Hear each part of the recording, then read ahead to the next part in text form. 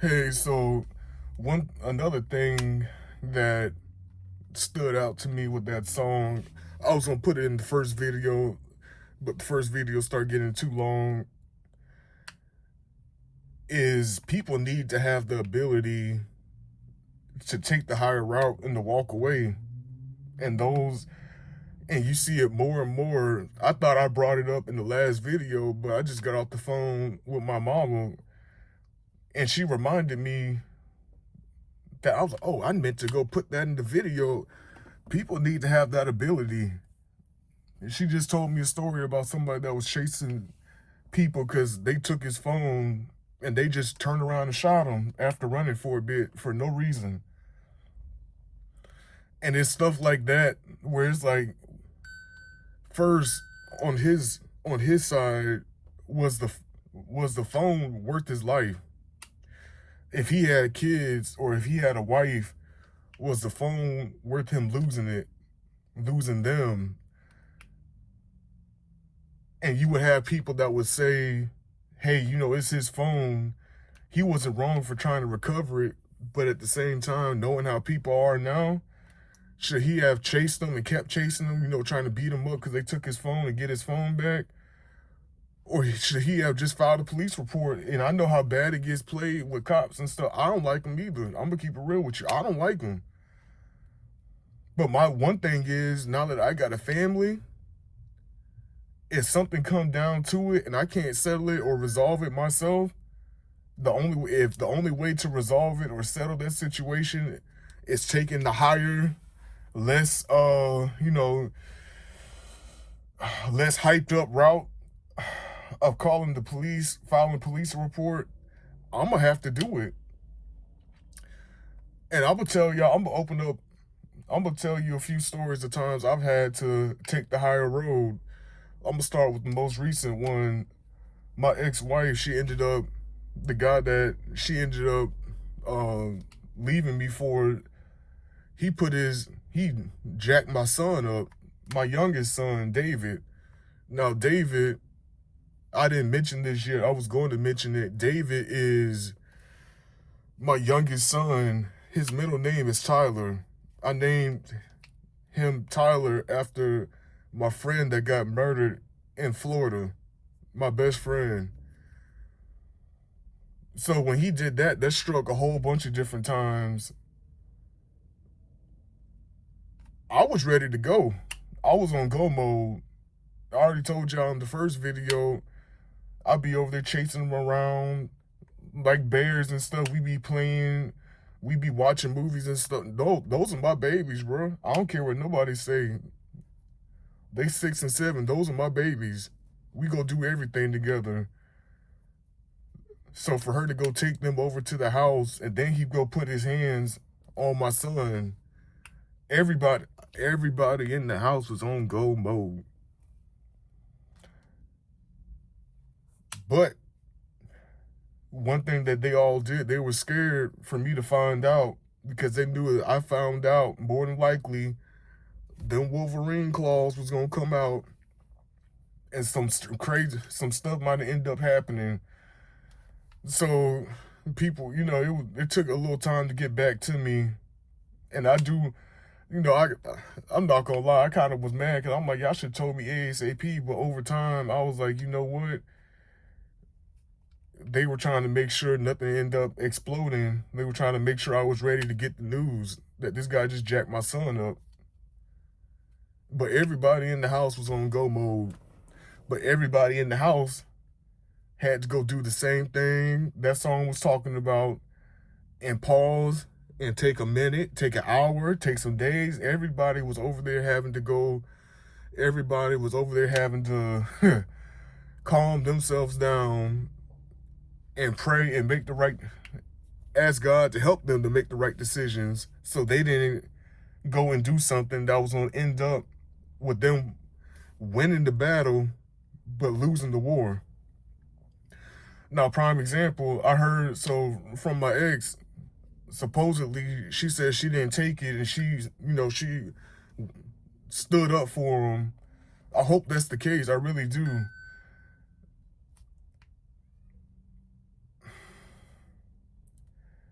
we all had to calm down, and we all had to think.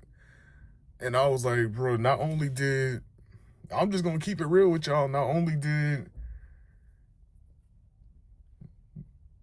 she cheat on me with this guy and all this other stuff, but now he just put his hands on my son.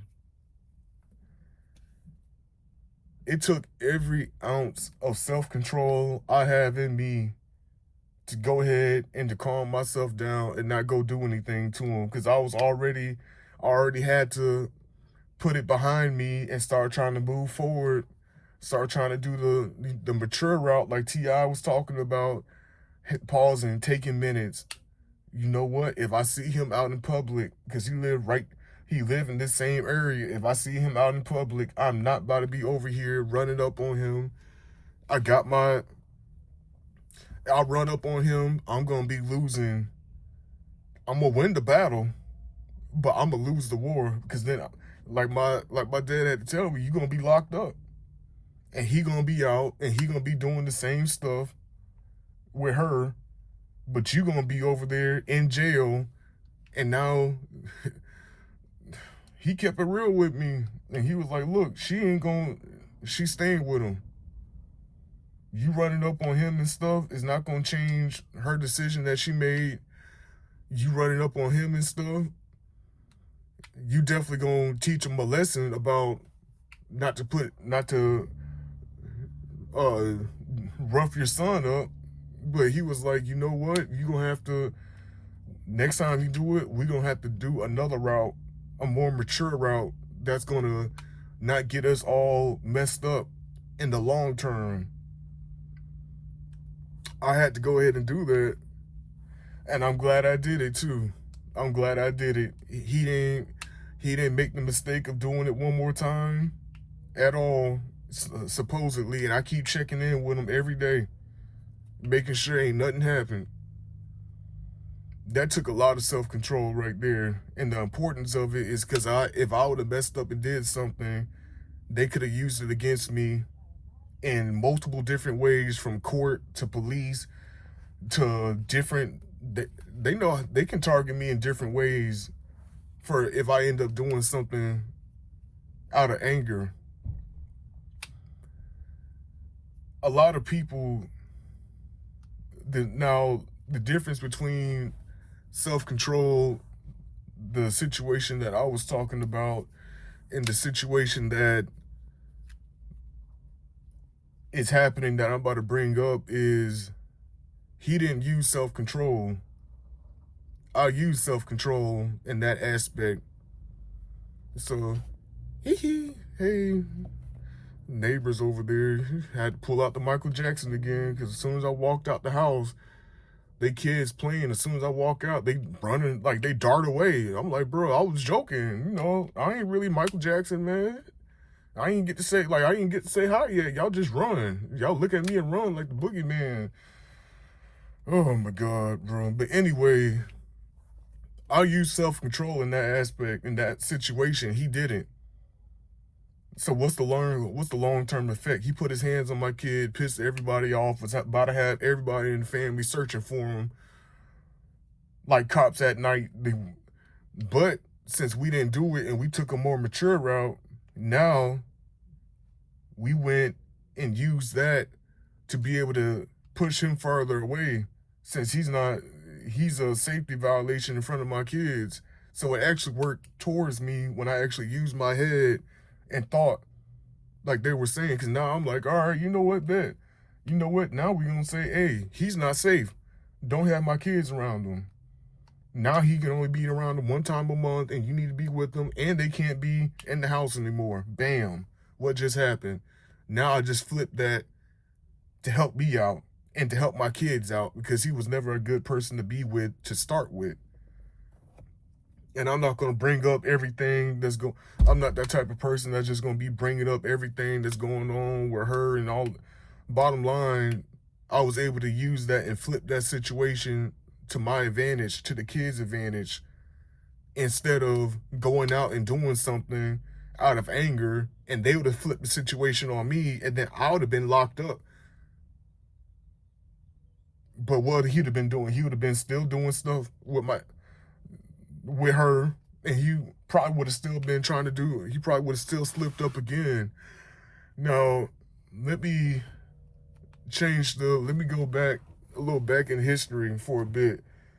Back in Florida, I'll bring up another time I had to use some self-control, and I had to take the higher ground. I had to take the higher road. So we on our third one right now. The first one that I brought up was not going out and doing anything to this guy. When I found out about the extramarital affair. Second one was the stuff that with him roughing my son up. The third one is me going back in Florida. I was walking. This is when me and the person I told you about was still together, or just got together, homeless in Florida. We walking. It's Cinco de Mayo. You know, everybody hyped up on some stuff, bro. Everybody was just hyped up, man. We going downtown. Everybody just hyped up. Everybody on stuff. And that's a critical aspect. I'm not just throwing it in the video like, hey, you know, we was all up doing, we was on. No, I'm saying that because stuff like alcohol, drugs, and stuff like that plays a factor in how well you are able to think and communicate and control yourself, you know, when these situations like that happen. Because we were drinking and because we own stuff like that, we more prone, you know, to not being able to control ourselves. That's why people get kicked out the bar all the time, and that's why stuff happen all the time with people drinking and with people doing other type of stuff. We going downtown Orlando, Cinco de Mayo, everybody partying and stuff, and boy, I'm calling everybody in my phone like, hey, what's up, bro? What's up, bro? It's Trap, bro. Big Trap up in here. Bro, I don't know you, man. We ain't even talking like 6 years. It's your barber. All right, bro, bet. Click next. Hey, what's up, bro? It's Trap. It's Trap, bro. Everybody in my phone. Oh, boy. Bottom line, we end up, I don't know how the verbal altercation started, but it was this hyped up white boy, like 6'4", hanging out with these two black guys. And he like almost like the stereotypical white boy that you see up in the hood where they got the black friends and stuff. And he like, yo, you know, he feel like he got to prove himself. To me, it's like, I don't go off color. Tyler was white. And I got my video, I think 2 or 3 videos before this, of Tyler confronting some racist guy. He took him down. But sometimes you got people that, I guess, you know, feel like they gotta, you know, do a little extra. But that's another video. Bottom line, he was hyped up. I was hyped up. Verbal altercation. Next thing you know, he over here like, hey, bro, you know what? I got you, bet. You want to run the fade? Matter of fact, nah, let's go. You know, I got that shotty up in the trunk. I got you. Oh, what? You don't think I got a shotty? Well, I can go show you right now, bro. Let's go to the parking garage, bro. Let's go. And I'm like, yo, calm down. And he over there like jumping like, let's go, bro. I really got it. I got that shotty, bro. I'm gonna blow your head off. And I'm like, why are you so like hyped up and trying to get me to go over to the parking garage? Like, you really almost about to touch me and try to drag me over to the parking garage just to get to your trunk. More than likely, you probably got the shotty up in the trunk. Or you a really good actor. You a Johnny Depp type actor or something. And while he doing all this, I see his crew, the 2 black guys, they posted like this, watching him. And I'm like, I see what this about. He trying to earn his stripes and stuff. And I'm with my person at that time.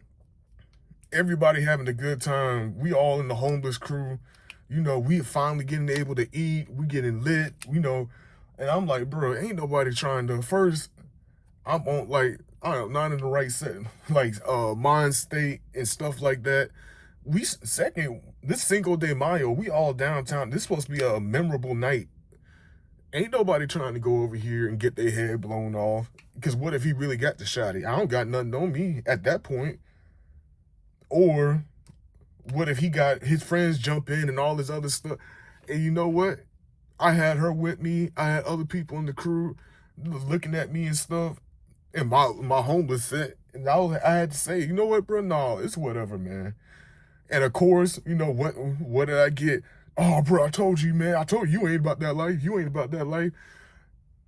He said that. They laughed, and what happened? They walked away, and I was able to walk away with the person I was with, and my whole crew at that point, and we had a good night. Yeah, it sucked taking that L for the, not being able to go shut him up because he was talking.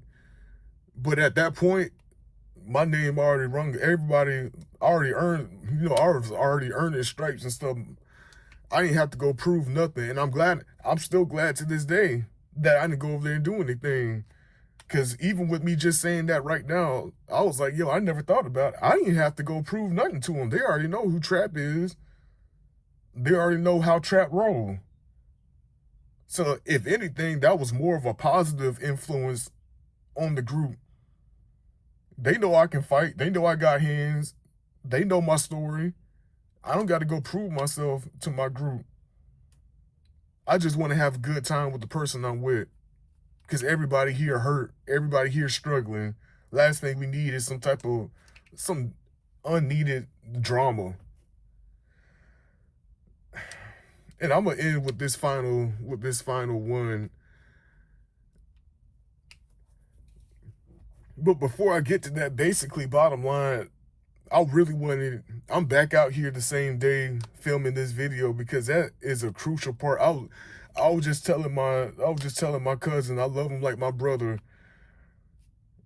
I was just having to tell him not to, this week actually, like, man, because he's still legit, he's still in high school.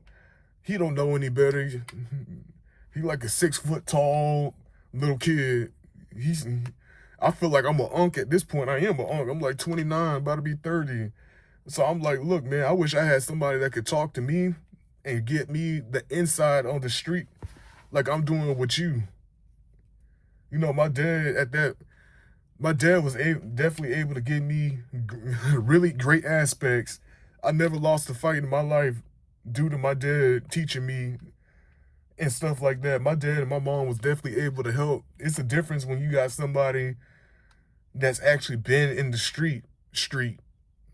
My dad, he definitely used to fight and stuff, and then he went into the army. My mom was from the projects. She went into the army and stuff. But after that, it's a huge gap, in street knowledge and stuff. So the best person that can give me the street knowledge that I end up wishing I would have met is my aunt Christy. She was the one that I was able to talk to, and that actually we was able to start bonding because I'm like, hey, I'm able to talk to her about some stuff that my mom and my dad wouldn't understand. And that's not anything to do on them. They did great. My dad stopped drinking. My mom, they both moved up. They did better. It's just sometimes you need somebody that can relate to you. Some people that can actually be empathetic, people that can understand what you're talking about.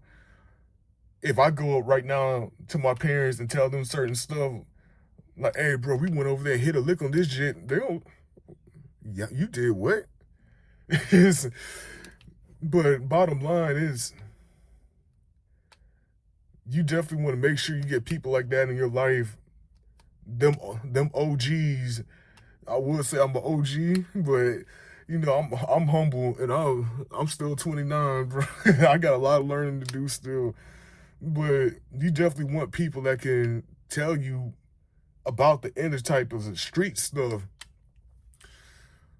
And one thing that I definitely learned for real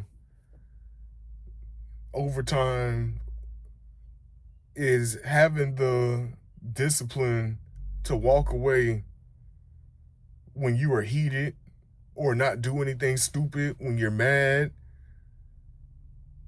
That is That's crucial, especially nowadays. People just start shooting.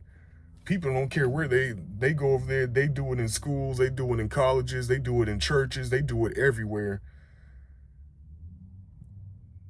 You can't really go like that one guy, and I'm not putting I'm not putting no dirt on his name or nothing, but you can't really just be going out here chasing people around and stuff like that. People will start busting quick.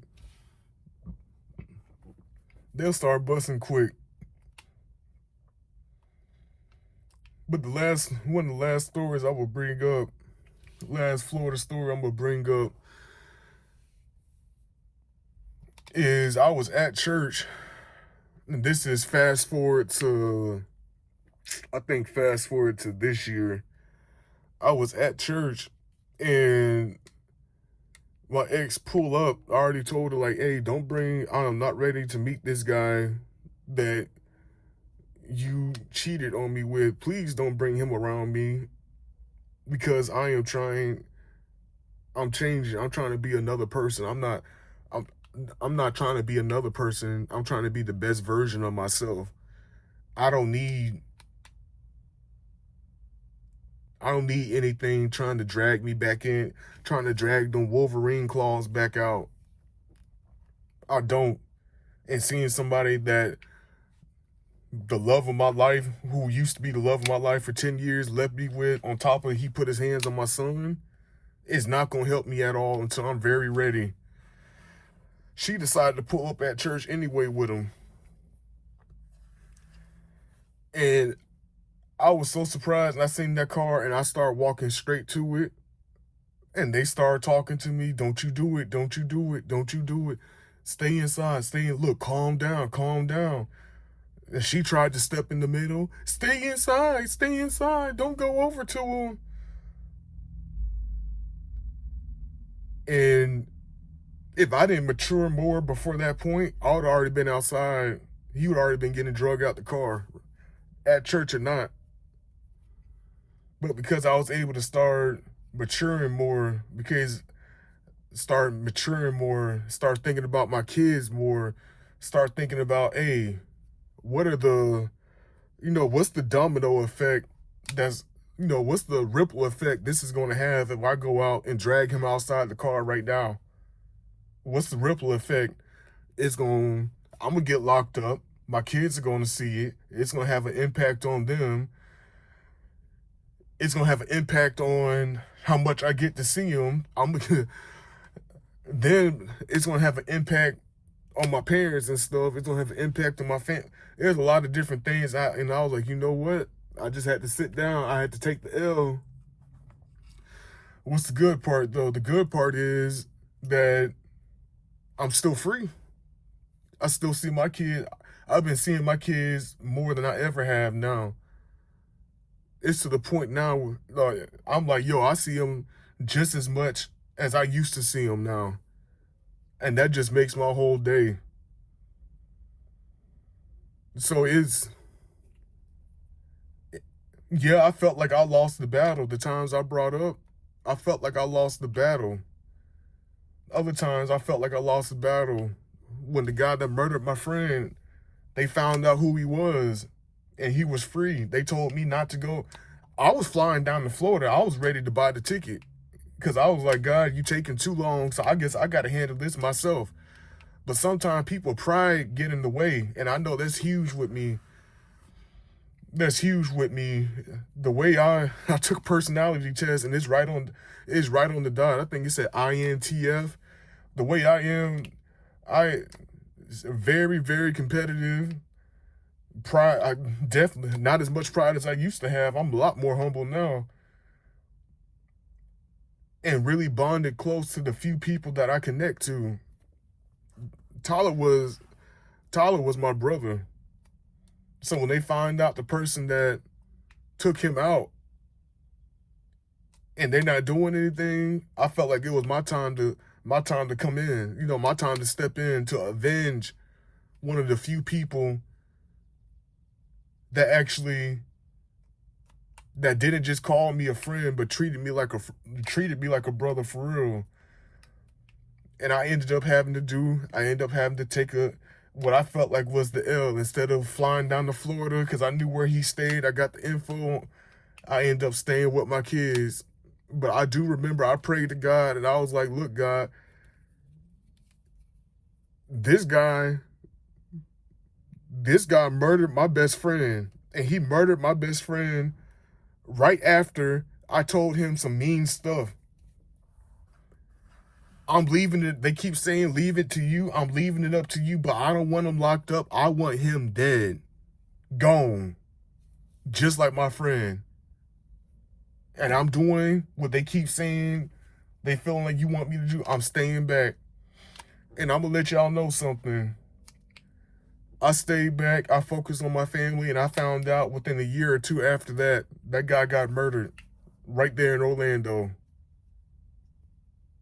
And I was like, wow, what would the ripple effect been like if I would have flew down and done it, went over there and went crazy and did some stuff like that.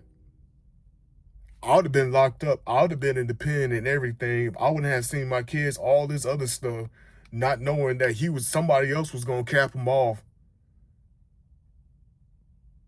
I'm so glad I humbled myself. I took the pride out. I took the emotions away, and I thought about what I need to focus on. I need to focus on me and my kids and my family.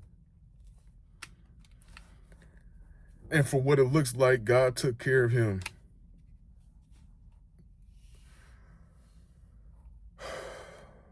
So that's what basically I wanted to make this video about, the importance of people being able to humble themselves and walk away and take the higher route. You never know what somebody got on them. You never know if somebody got anything to lose. Like my mama said on the phone, you don't know if they got anything to lose or not. Right now, I got stuff to lose. That's why I gotta roll a certain way. I gotta carry myself a certain way. But what about the people that was like me back in Florida when I had nothing to lose? And they strapped up. So yeah, that song definitely made me think about that part. It definitely spoke to me about that part too. I would encourage y'all, man, all the people out in the streets and stuff, it's definitely not worth going and getting yourself locked up or going and doing something where you're going to be, it's going to affect you badly for the rest of your life. And I'll end it on this note. This hat right here, I wore to church on Sunday. I had people looking at me a little cross-eyed. I really don't care though. That's what I got. I got to keep the shades on, keep the AirPods in. You really don't even, but I can tell people like, wearing Bob Marley up. And I don't care. They might have thought I was wearing it for one reason. They didn't know the reason I wore it. First is because I seen my brother brought me this hat. But second, it was in memory of my friend that I'm telling y'all about, Tyler, that got murdered with the deal going wrong. He used to wear hats like this all the time. Just like this all the time. All colored like this and everything. And that day that he got murdered down there, I ended up seeing on the news, they were saying young person basically got hit by 2 cars and killed. You see like blood tracks from the cars and everything. But the thing that got me the most is I seen his hat, the one that he was known for. He was famous for wearing these hats. He like only person in the hood that got a hat like a little straight hat and stuff. But everybody respected him. I seen his hat. Everybody knew him by his hat. I seen his hat laying there in the blood in the street.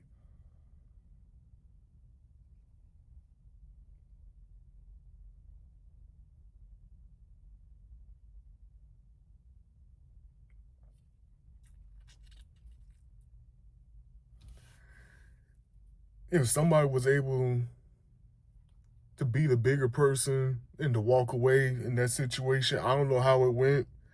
I wasn't there with him. I do know he was emotional because the person that called himself his brother kicked him out I kicked him out my house and was being mean to him. So I already know he was emotional.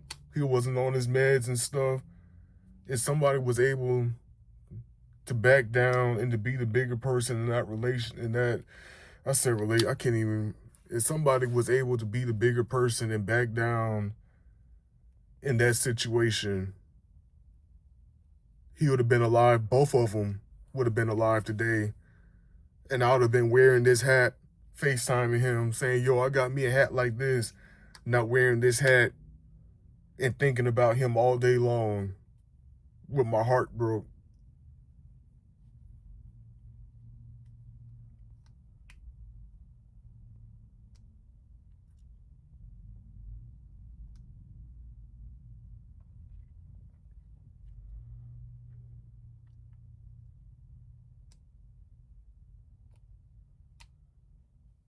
It's funny how much stuff can happen to you while you traveling on that road.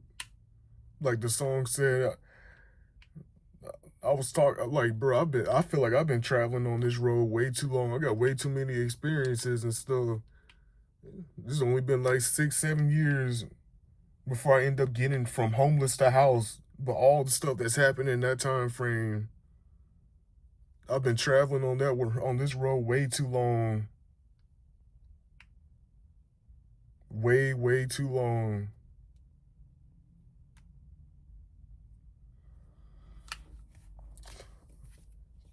Appreciate y'all showing support to the channel. Make sure you like, subscribe, turn on notifications, and comment anything you guys want to see. I'm definitely filling out my audience right now, and I'm trying to see what I can post that would help you guys out. See you on the next one.